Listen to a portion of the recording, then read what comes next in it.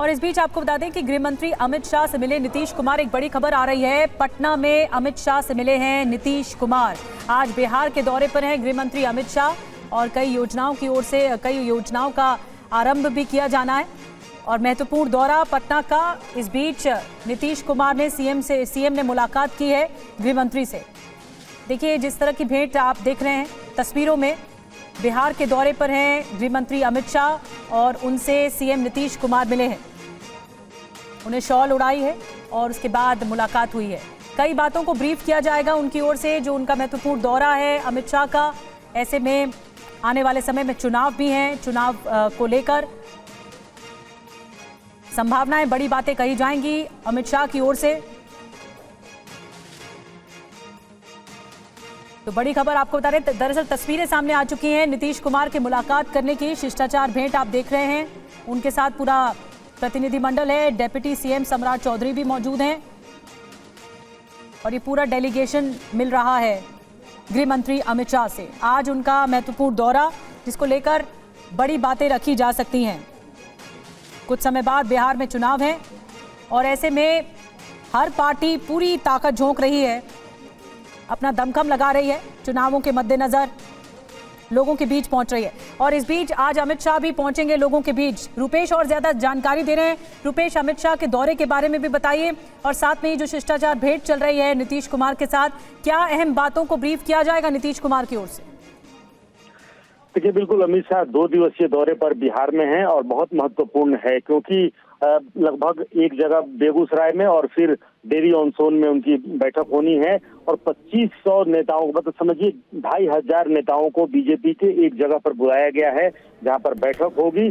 और लगभग बिहार में जिन सीटों पर चुनाव लड़ना है, पूरे एनडीए को मिलकर के उन तमाम सीटों पर चर्चा होनी है, उम्मीदवारों तक के चयन को लेकर के चर्चा होनी है और अपने नेताओं कार्यकर्ताओं को चार्ज करना है और मंत्र भी देना है, जीत का मंत्र भी देना है, क्योंकि राजनीति के चाणक्य कहे जाते हैं अमित शाह। और इसी क्रम में जब वो पटना पहुंचे थे, पटना पहुंचने के बाद कल भी देर शाम तक बैठक चली है बीजेपी के नेताओं के साथ अमित शाह की। और आज सुबह नीतीश कुमार मुख्यमंत्री आवास से उठ करके और वहां पहुंचे जहां अमित शाह ठहरे हुए हैं, उस निजी होटल में पहुंचे थे। आमतौर पर जब बीजेपी के नेता आते हैं तो मुख्यमंत्री आवास में जाते हैं और नीतीश कुमार से मुलाकात होती है। लेकिन पिछली बार चूंकि जेपी नड्डा जब बिहार पहुंचे थे तो नीतीश कुमार की तबीयत नासाज थी, लिहाजा उन दोनों की मुलाकात नहीं हो सकी थी। और आज नीतीश कुमार अपनी पार्टी के जो 2 वरिष्ठ नेता हैं, विजय चौधरी और संजय झा, उन दोनों को लेकर के और अमित शाह के पास पहुंचे और लगभग बंद कमरे में इन सभी नेताओं की, जिसमें बीजेपी की तरफ से अमित शाह और उनके साथ सम्राट चौधरी भी मौजूद थे और जेडीयू के भी नेता थे।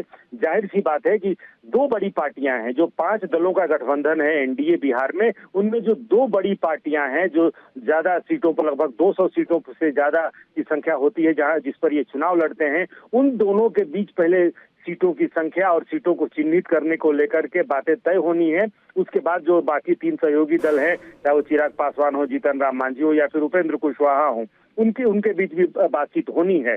पिछली बार मुकेश सहनी भी साथ आए थे और बीजेपी ने अपनी कोटे से उनको सीटें दी थी, लेकिन इस बार मुकेश सहनी महागठबंधन के साथ हैं।